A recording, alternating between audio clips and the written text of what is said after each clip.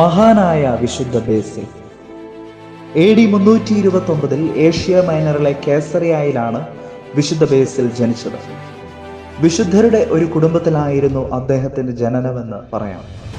അദ്ദേഹത്തിന്റെ പിതാവ് ശ്രേഷ്ഠ ബേസിലും മാതാവ് എമിലായായും വിശുദ്ധരുടെ പട്ടികയിൽ ഇടം പിടിച്ചവരാണ്. മാതാവ് ഒരു രക്തസാക്ഷിയുടെ മകളാണെന്ന സവിശേഷതയുമുണ്ട്. നീസായിലെ വിശുദ്ധ ഗ്രിഗറിയും സെബസ്റ്റ്യായിലെ വിശുദ്ധ പീറ്ററും അദ്ദേഹത്തിന്റെ സഹോദരന്മാരും, വിശുദ്ധ മക്രീന അദ്ദേഹത്തിന്റെ ഇളയ സഹോദരിയുമായിരുന്നു. ചെറുപ്പത്തിൽ തന്നെ ബേസിൽ ഗൗരവ പ്രകൃതിക്കാരനും പരിശ്രമശാലിയും അസാധാരണ ബുദ്ധിമാനുമായിരുന്നു. അദ്ദേഹം തന്റെ ജീവിതത്തിന്റെ ആദ്യ പാഠങ്ങൾ പഠിച്ചത് കേസറിയയിൽ തന്നെ ആയിരുന്നു. തുടർന്ന് തർക്കശാസ്ത്രവും തത്വശാസ്ത്രവും കോൺസ്റ്റാന്റിനോപ്പിളിൽ പോയി പഠിച്ചു. ഏതൻസിൽ നിന്ന് ജ്യോതിശാസ്ത്രവും ക്ഷേത്രഗണിതവും വൈദ്യശാസ്ത്രവും പഠിച്ച് മഹാപണ്ഡിതനായി. ലൗകിക വിജ്ഞാനത്തോടുള്ള ആവേശത്തിൽ നിന്ന് ബേസിലിന്റെ മനസ്സിനെ ആത്മീയ വിജ്ഞാനത്തിന്റെ ലോകത്തിലേക്ക് തിരിച്ചുവിട്ടത് അദ്ദേഹത്തിന്റെ സഹോദരി വിശുദ്ധയായ മക്രീനയാണ്. അന്നത്തെ കാലത്ത് താപസ ജീവിതം നയിക്കുന്ന സന്യാസികളുടെ സംഘങ്ങൾ താമസിക്കുന്ന നിരവധി സ്ഥലങ്ങൾ സിറിയയിലും പാലസ്തീനായാലും മെസ്സൊപ്പൊട്ടോമിയയിലും ഈജിപ്തിലുമൊക്കെ ഉണ്ടായിരുന്നു. അവിടെയെല്ലാം ചുറ്റി സഞ്ചരിച്ച് പഠിച്ചതിന് ശേഷം ബേസിൽ ഒരു ഏകാന്ത സന്യാസ ജീവിതം തുടങ്ങി. ഇങ്ങനെ 5 കൊല്ലത്തോളം അദ്ദേഹം സന്യാസിയായി കഴിഞ്ഞു. നിരവധി അനുയായികൾ അദ്ദേഹത്തെ അന്വേഷിച്ചു വന്ന് അദ്ദേഹത്തോടൊപ്പം കഴിയാൻ താല്പര്യപ്പെട്ടപ്പോൾ അദ്ദേഹം തൻ്റെ പോന്തസിലുള്ള കുടുംബസ്ഥലത്ത് സന്യാസികളുടെ ഒരു കോളനി സ്ഥാപിച്ചു. അവർക്ക് വേണ്ടി അദ്ദേഹം ഒരു നിയമാവലി എഴുതിയുണ്ടാക്കി. അതിൽ കൈവേലകളും പഠനവും പ്രാർത്ഥനയും താപസ ജീവിതത്തിന്റെ ഭാഗമാക്കിയിരുന്നു. ഈ നിയമാവലി വിശുദ്ധ ബേസിലിന്റെ നിയമാവലി എന്ന് അറിയപ്പെടുന്നു. അദ്ദേഹമാണ് പൗരസ്ത്യ സന്യാസ ജീവിതത്തിന്റെ പിതാവായി അറിയപ്പെടുന്നത്. മധ്യപൂർവ്വ ദേശത്ത് ആര്യൻ പാഷണ്ഡത താണ്ഡവമാടുമ്പോൾ കേസറിയയിലെ മെത്രാനായ എവുസേബിയൂസ് പാഷണ്ഡതയ്ക്കെതിരെ പോരാടാൻ അദ്ദേഹത്തെ ക്ഷണിക്കുകയും 364 അദ്ദേഹത്തിന് വൈദിക പട്ടം കൊടുക്കുകയും ചെയ്തു.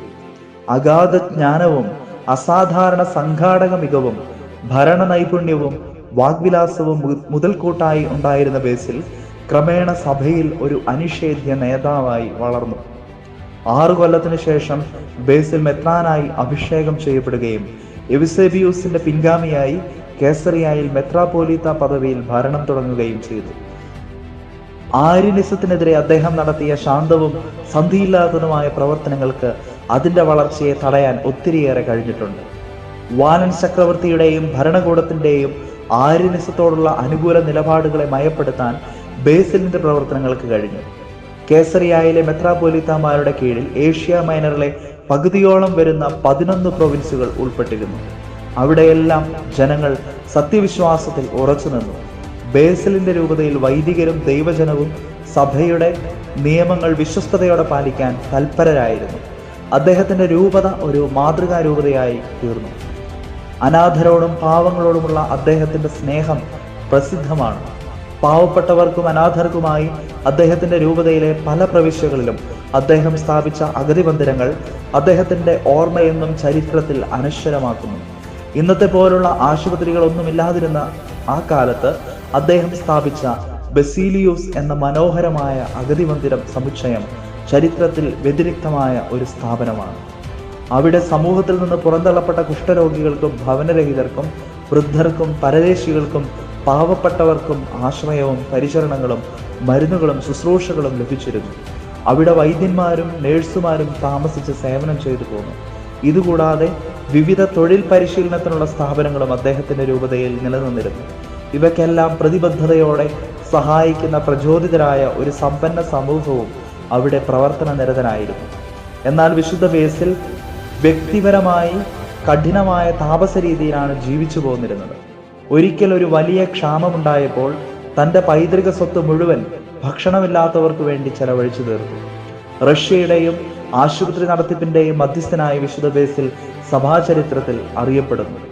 അതികായനായ ഈ പണ്ഡിത ശ്രേഷ്ഠൻ ഒരു സഭാപിതാവും വേദപാരംഗതനുമാണ്. ഗ്രീക്കുകാർ സാർവത്രിക സഭയിലെ 3 മഹാപണ്ഡിതന്മാരിൽ ഒരാളായി ഇദ്ദേഹത്തെ കണക്കാക്കുന്നു. വിശുദ്ധ ഗ്രിഗറി നസ്യാൻസിനും വിശുദ്ധ ജോൺ ക്രിസോസ്റ്റോമുമാണ് മറ്റു 2 പേർ. വാലൻ ചക്രവർത്തിയുടെ ആര്യനിസത്തോടുള്ള അനുകൂല നിലപാടുകൾക്കെതിരെ അദ്ദേഹം തീർത്ത പ്രതിരോധ പ്രവർത്തനങ്ങളും അദ്ദേഹം തന്നെ രൂപം കൊടുത്തതും അദ്ദേഹത്തിന്റെ പേരിൽ അറിയപ്പെടുന്നതുമായ കുർബാനക്രമവും അദ്ദേഹത്തിന്റെ പേര് അനശ്വരമായി ഇന്നും നിലനിർത്തുന്നു. AD 379 ജനുവരി 1-ാം തീയതി അദ്ദേഹം 50-ാം വയസ്സിൽ അന്തരിച്ചപ്പോൾ ക്രിസ്ത്യാനികളും യഹൂദരും അക്രൈസ്തവരും ദുഃഖാർത്തരായി വിലപിച്ചു.